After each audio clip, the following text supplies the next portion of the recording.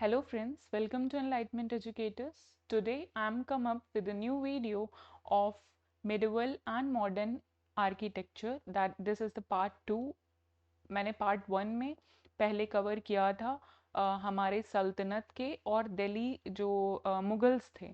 ठीक है, तो मैं बता दूं यहाँ पे मैंने सल्तनत और जो हमारे मुगल्स थे उनको कवर किया था इन द पार्ट 1।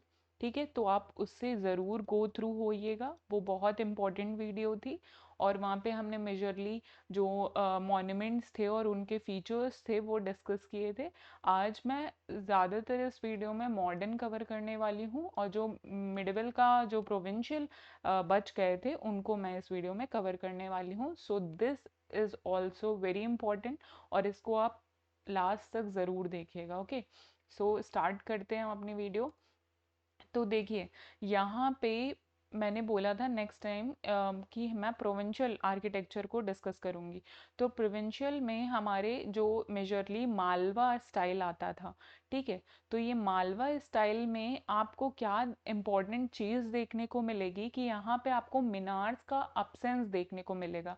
यानी यहाँ पे आपको मीनार देखने को नहीं मिलेंगे और ये हो जाती है इम्पोर्टेंट मालवा के अंदर। ठीक है, और इसके साथ साथ आपको यहाँ पे राजपूत के बहुत ज़्यादा जो है इन्फ्लुएंस देखने को मिलेगा मालवा के अंदर।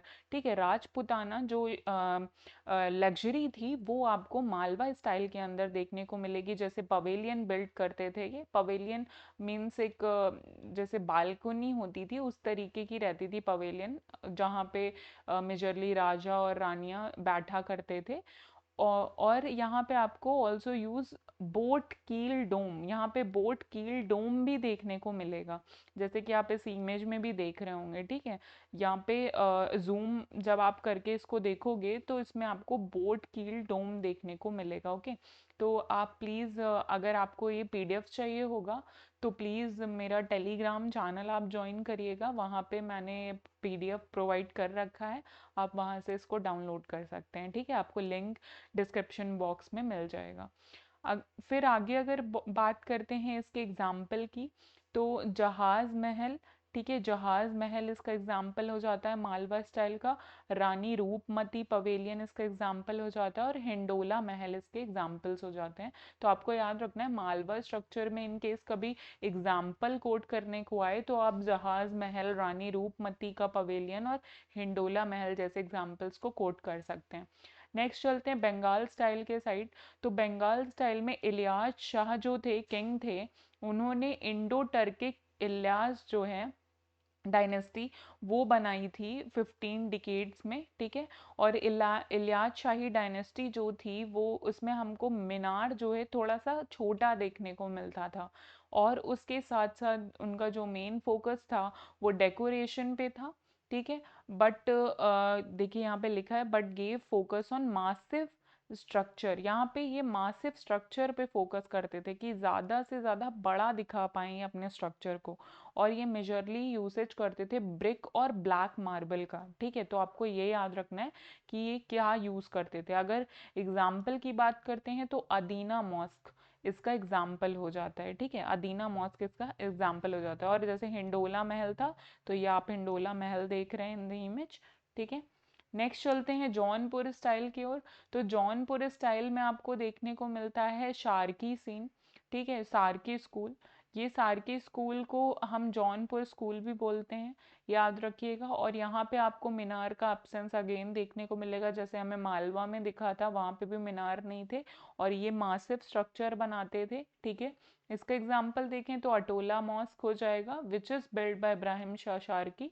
अटोला मॉस्क जो है that was build by Ibrahim Shah Sharqi, ये हमें याद रखना है। ठीक है, फिर डेक्कन स्टाइल के साइड जाते हैं तो आप इसको ज़रूर याद रखिए। डेक्कन में Bijapur, Bijapur school is very important. Bijapur school में आपको देखने को मिलेगा गोल गुम्बज। ठीक है, ये गोल गुम्बज जो है ये सेकेंड लार्जेस्ट डोम है वर्ल्ड का। ठीक है, आपको ये याद रखना है कि second largest dome of the world कौन है, गोल गुम्बज। और जो फर्स्ट लार्जेस्ट है if I am not wrong वो सिंगापुर का स्टेडियम है, नेशनल स्टेडियम है। और जो सेकेंड लार्जेस्ट है this is Gol Gumbaz. Okay, और यहाँ पे यूज़ करते हैं ये मीनार्स का main structure and also rich in stone carving यहाँ पे आपको देखने को मिलेगी। आपको यहाँ पे एक स्पेशल फीचर याद रखना है, दिस बैल्बस डोर, ठीक है, ये आपको जो बैल्बस डोर यहाँ पे दिख रहा है इन द इमेज, ये इसका स्पेशल फीचर होता था, तो आपको ये फोकस करना है। नेक्स्ट चलते हैं गोलकोंडा स्कूल की ओर।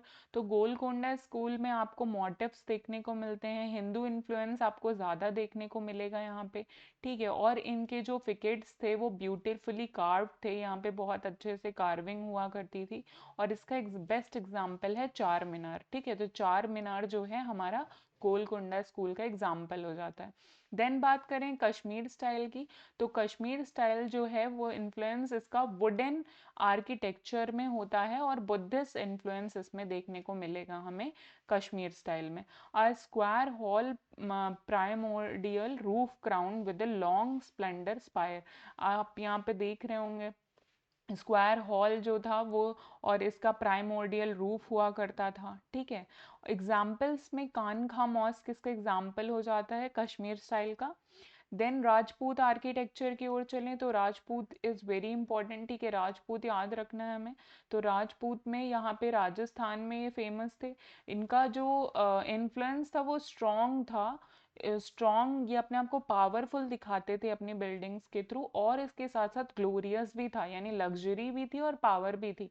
जैसे कि हमने पिछले वीडियो में डिस्कस किया था, अकबर के जो मॉन्यूमेंट्स थे वो पावर शो करते थे, और शाहजहां के जो मॉन्यूमेंट्स थे वो लग्जरी शो करते थे, ठीक है, तो ये आपको याद रखना है। जबकि ये जो राजपूत हैं वो लग्जरी और पावर दोनों को शो कर रहे थे अपने आर्किटेक्चर्स के थ्रू, ठीक है। अगर यूनिक स्टाइल की बात करें राजपूत की, तो यहाँ पे आपको स्ट्रॉन्ग ग्रेनाइट स्ट्रक्चर देखने को मिलेगा। यहाँ की वॉल बहुत बड़ी हुआ करती थी ताकि बाहर से इन्वेजन को अवॉइड किया जा सके, ठीक है। और कुंभलगढ़ फोर्ट, जो कुंभलगढ़ फोर्ट है वो इसका फेमस एक वॉल है, और ये आप सबको पता होगा कि फर्स्ट जो longest wall of the world है वो ग्रेट वॉल ऑफ चाइना है, लेकिन जो second longest wall of the world है वो कौन है, कुंभलगढ़ फोर्ट, ठीक है। तो ये आपके लिए इंपॉर्टेंट हो जाता है कि सेकेंड लार्जेस्ट लॉन्गेस्ट वॉल कौन सी है, this is Kumbhalgarh fort which is situated in India, okay. Fort और पैलेसेस की बात करें तो इनको हिल टॉप पे इसलिए बनाते थे ताकि जो फॉरेन इन्वेजन्स हैं उनसे बचा भी जा सके, और वो रेंज ऑफ अटैक भी देख पाएँ कि कहाँ से अटैक हो रहा है, और उसके साथ साथ वो दूर दूर दूर दराज इलाके पे भी नज़र रख पाते थे ऑन द हिल टॉप्स, इसलिए वो हिल टॉप्स पे जो है अपने फोर्ट को बिल्ड किया करते थे। They use beam and pillar, beam और पिलर्स का यूज़ करते थे सपोर्ट करने के लिए बिल्डिंग को, और उसके साथ साथ उनके पिलर जो हैं स्क्वायर शेप के होते थे, जबकि जो मुगल के पिलर हमको देखने को मिलते हैं वो सिलेंड्रिकल शेप में देखने को मिलते हैं।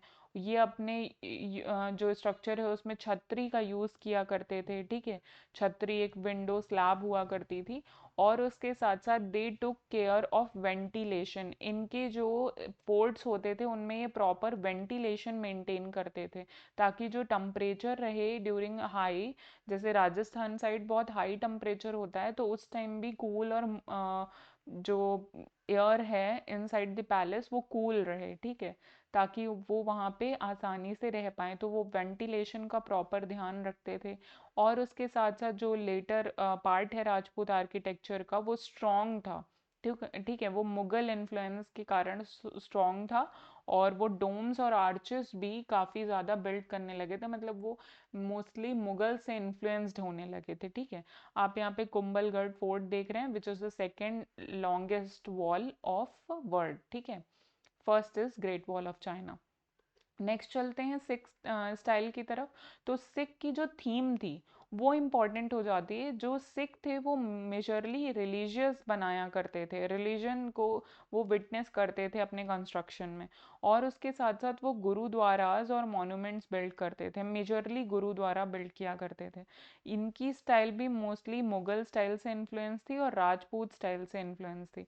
स्ट्रक्चर की बात करते हैं तो वो स्कल्पचर और इमेजेस को अवॉइड करते थे, डिवॉइड करते थे गुरुद्वारा के इन और अराउंड, और मॉन्यूमेंट्स की बात करें तो इनका जो एंट्रेंस था वो 4 साइड से घिरा हुआ होता था और बीच में ये लार्ज एम्प्टी स्पेस छोड़ दिया करते थे, ठीक है। और इनका ये इंपॉर्टेंट फीचर हो जाता है कि ये कॉमन किचन रखते थे, डाइनिंग हॉल रखते थे और पॉन्ड ज़रूर रखते थे अपने जो आर्किटेक्चर है उसके सामने, ठीक है। तो ये आपको याद रखना है। और इसके साथ साथ इनके जो स्ट्रक्चर में आपको ऊपर साइड पेटल शेप का देखने को मिलता है।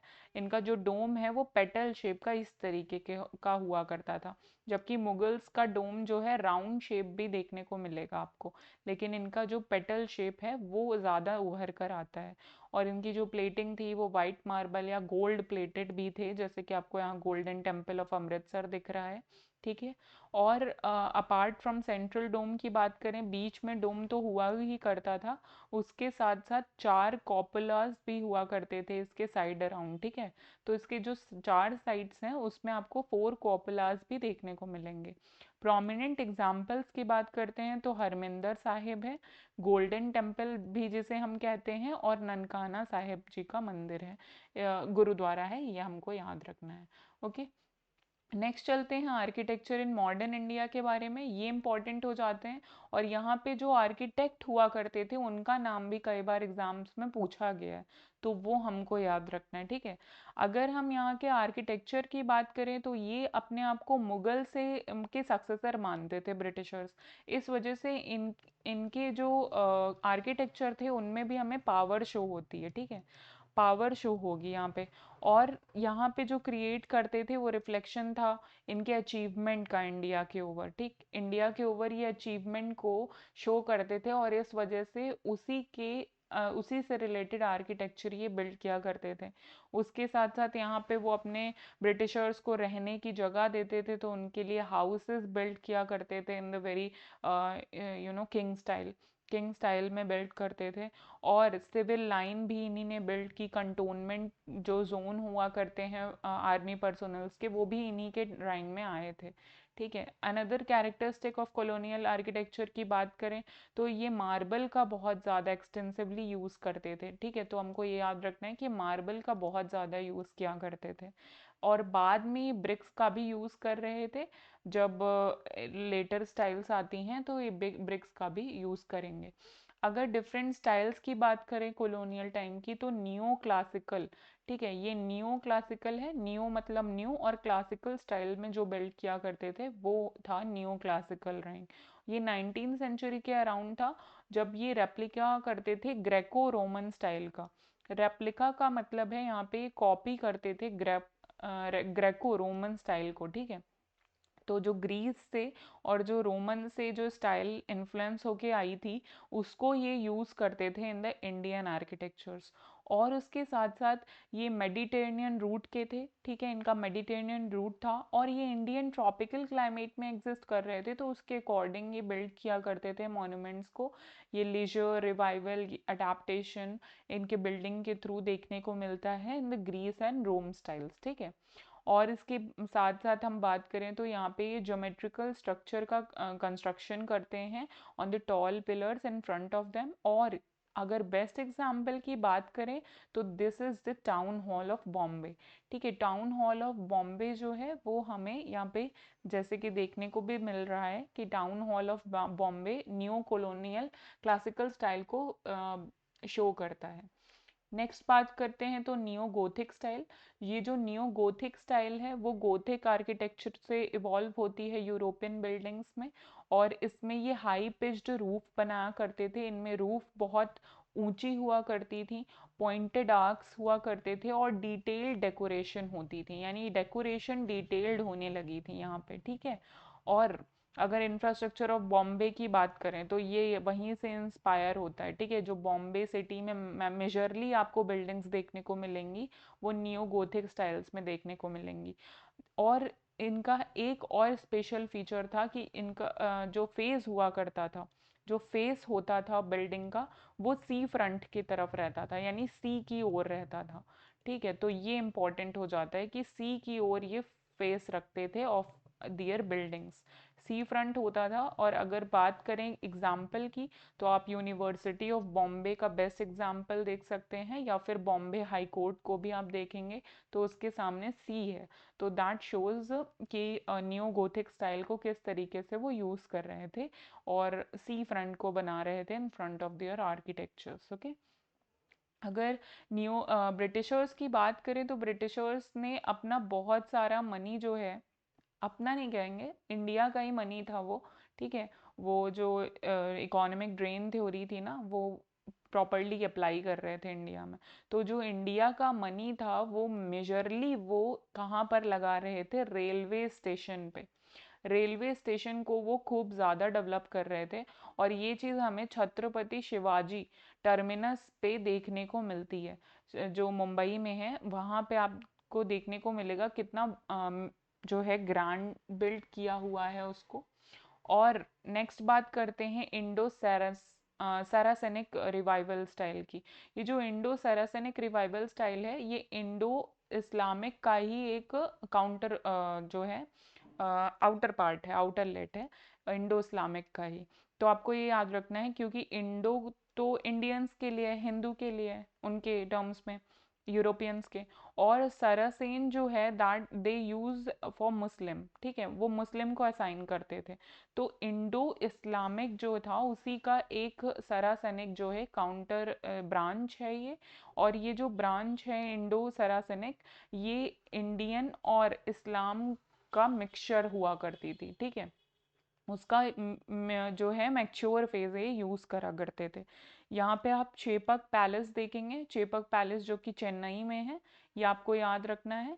और चेपक पैलेस में आप फर्स्ट इंडो सरासनिक रिवाइवल देखेंगे, यहाँ पे पहली इंडो सरासनिक यूज करेंगे ये लोग, यानी इंडियन इन्फ्लुएंस भी देखने को आपको यहाँ पे मिलेगा, प्लस यहाँ पे आपको इस्लाम का इन्फ्लुएंस भी देखने को मिलेगा, ठीक है। और उसके साथ साथ gateway of India, gateway of India कहाँ पर है आपको पता होगा, मुंबई में है ये। और ये मुंबई में गेटवे ऑफ इंडिया में भी आपको यहाँ पे इंडो सरासनिक रिवाइवल देखने को मिलता है। नेक्स्ट बात करते हैं आर्ट डेको की। तो ये जो आर्ट डेको है, ये डेको हमारी डेक्कन स्टाइल से लेने को मिलती है। डेक्कन और सरासनिक यानी अगेन हिंदू और इस्लाम का जो इन्फ्लुएंस है वो बिल्डिंग्स में देखने को आपको मिलेगा। यहाँ पे आपको वुड की पैनलिंग देखने को मिलेगी, ठीक है, वेदर शेड्स देखने को मिलेंगे, वरांडा आ जाएगा बिल्डिंग में, ठीक, बालकनी आ जाएगी, फैकेट्स आ जाएंगे। तो इस तरीके से ये इवॉल्व करेंगी हमारी बिल्डिंग्स, ठीक है। तो वहाँ पे आपको मुंबई में आर्ट डेको में देखने को मिलती है 1930s के अराउंड। 1930s के अराउंड ये बिल्ड करने लगे थे आर्ट डेको को। आर्ट डेको स्टाइल जो है वो सिनेमा हॉल में देखने को मिलेंगी इनॉर्मसली। और जैसे मेट्रो सिनेमा है मुंबई का और इरोस सिनेमा है, वहाँ पे आपको आर्ट डेको देखने को मिलेगी। 2018 में एक सिनेमा को यूनेस्को वर्ल्ड हेरिटेज साइट भी डिक्लेयर कर दिया गया था। एग्जाम्पल दिखाएं तो Regal cinema, the Mahalaxmi temple, the high court building, जैसे आप देख रहे हैं ये हाई कोर्ट बिल्डिंग है, बॉम्बे हाई कोर्ट, और उसके सामने सी फ्रंट बनाया हुआ है, ठीक है। तो यही बात कर रही थी मैं पीछे, आर्ट डेको और गोथिक स्टाइल का कॉम्बिनेशन है वो, ठीक। नेक्स्ट चलते हैं फेमस आर्किटेक्ट्स की बात करें तो फेमस आर्किटेक्ट्स में लॉरी बेकर जो हैं। लॉरी बेकर फेमस थे इसलिए क्योंकि ये इको फ्रेंडली स्ट्रक्चर बनाया करते थे, ठीक है। तो ये इंपॉर्टेंट हो जाता है कि ये इको फ्रेंडली स्ट्रक्चर बनाते थे। और उसके साथ साथ ये फिलर स्लैब कंस्ट्रक्शन करते थे। फिलर स्लैब कंस्ट्रक्शन से होता ये था कि जो स्टील और सीमेंट का कंजप्शन है वो थोड़ा कम हो जाता था, और वेंटिलेशन भी प्रॉपर रहता था बिल्डिंग में, जैसे आप यहाँ पे देख रहे हैं कि वेंटिलेशन प्रॉपर रहेगा। और ये लॉरी बेकर का एक स्ट्रक्चर है, लॉरी बेकर होम्स है, ठीक है। फिर बात करते हैं चार्ल्स कॉर्सिया की। तो चार्ल्स कॉर्सिया जो हैं, उन्होंने मध्य प्रदेश की असेंबली हॉल जो है डिज़ाइन करी है, ये आपको याद रखना है, ठीक। ये आपके लिए इम्पोर्टेंट हो जाता है कि चार्ल्स कॉर्सिया ने क्या किया है, मध्य प्रदेश की असेंबली हॉल डिज़ाइन करी है। और इसके साथ साथ ब्रिटिश काउंसिल बिल्डिंग, जो कि अभी आप दिल्ली में अगर रहते हो तो आपको पता होगा कनॉट प्लेस के पास दिल्ली में जो हमारी ब्रिटिश काउंसिल बिल्डिंग है वो भी चार्ल्स कॉर्सिया की ही डिज़ाइन करी हुई है। ये लो कॉस्ट शेल्टर हुआ करती थी, यानी कम पैसे में ये बिल्ड किया करते थे। ठीक है। फिर बात करते हैं ले कार्बूसियर की, ये बहुत ज़्यादा इम्पोर्टेंट है और प्रीवियस ईयर में भी ये पूछे जा चुके हैं। ठीक है, तो आपको ये याद रखना है कि ले कार्ब्यूसियर ने ही डिज़ाइन करी है सिटी ऑफ चंडीगढ़। ठीक है, जो कि बहुत सुंदर पैटर्न में है। City of Chandigarh was design by ले कार्ब्यूसियर। ले कार्ब्यूसियर जो थे वो फ्रेंच आर्किटेक्ट थे, और ये फ्रेंच आर्किटेक्ट जो हमारे ले कर्ब्यूसर हैं, इन्होंने चंडीगढ़ सिटी को बहुत अच्छे पैटर्न में डिज़ाइन किया है। ग्रिड पैटर्न में डिज़ाइन किया था, ऑर्डर्ड मैट्रिक्स थी, वेल प्लान्ड सिटी है इंडिया की ये पहली। तो ये भी आपको याद रखना है यहाँ से कि ये फर्स्ट वेल प्लान्ड सिटी है इंडिया की।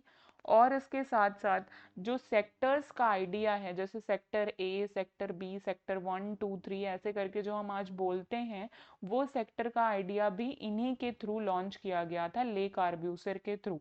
तो ये आपको याद रखना चाहिए, दिस इज इम्पोर्टेंट। ठीक है, नेक्स्ट बात करते हैं सर एडविन ल्यूटन की। तो सर एडविन ल्यूटन आपके एग्जामिनेशन पॉइंट ऑफ व्यू से बहुत इंपॉर्टेंट हो जाते हैं, क्योंकि इन पे भी प्रीवियस ईयर में PYQs काफ़ी सारे पूछे गए हैं। जैसे ही हमारा ये पूरा चैप्टर पूरा आर्ट एंड कल्चर में स्टेपली कवर कर लूँगी, तो आपको PYQ सॉल्व कराऊंगी इस पे बेस्ड, और बहुत ज़्यादा इंपॉर्टेंट होने वाला है वो सेशन। तो प्लीज़ आप इसको लास्ट तक देखिए, सारे सेशन को लास्ट तक देखिए, सभी इंपॉर्टेंट होने वाले हैं आपके लिए। सर एडविन ल्यूटन की बात करते हैं, तो ये ब्रिटिश गवर्नमेंट के थे, और ब्रिटिश गवर्नमेंट में जो दिल्ली हमारा जब शिफ्ट हुआ था न्यू कैपिटल 1901 में, क्योंकि 1911 में, क्योंकि जो ब्रिटिश गवर्नमेंट थी उनको एक्सपीरियंस ये होने लगा था कि इंडिया अब उनको जो है वो अपोज कर रही है, इस वजह से उनने अपना दिल्ली कैपिटल शिफ्ट कर लिया था 1911 में। ठीक है, तो वहीं से आर्किटेक्चर एडविन ल्यूटन का इवॉल्व होने लगता है, और दिल्ली में वो मेजरली आप न्यू दिल्ली को जो है ल्यूटेंस दिल्ली भी बोलते हैं। आज जो है न्यू दिल्ली को ल्यूटेंस दिल्ली भी बोला जाता है।